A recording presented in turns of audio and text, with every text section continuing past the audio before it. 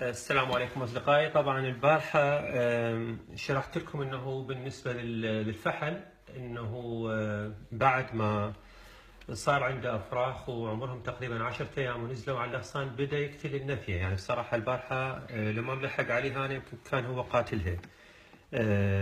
لقيتها يعني منزلة راسها بين الأشجار وحسبالي ميتة يعني بصراحة.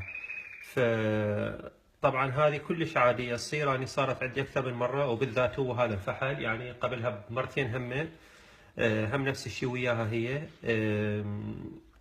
واضطريت انه اعزله بصراحه يعني اكثر من شهر. يعني عزلته وياها تقريبا اول مره يومين ثلاثه ورجعته وهم كتلها، وعزلته اكثر من مره.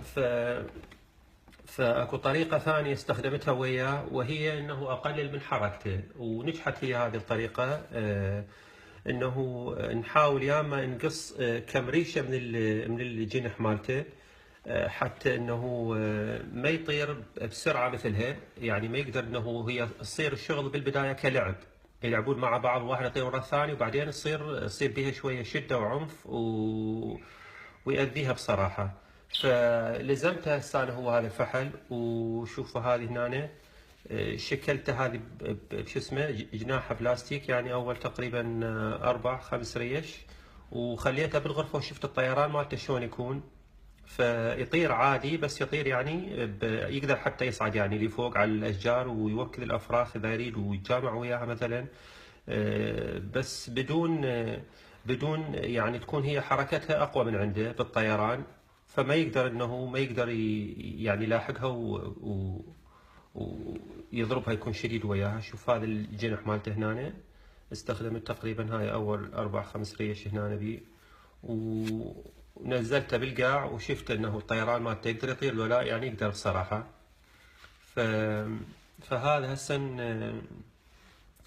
نوديه لها هناك بالقفص. ودا افكر يعني بصراحة بالنسبة للفرخ الصغير انه يا اما اطلعه هسه اخذه يا اما اخليه وياهم، لان بصراحة وقت ما عندي انا يعني. حتى تعرف انه الافراخ يراد لها لازم كل تقريبا نص ساعة ساعة لازم تعطيها اكل.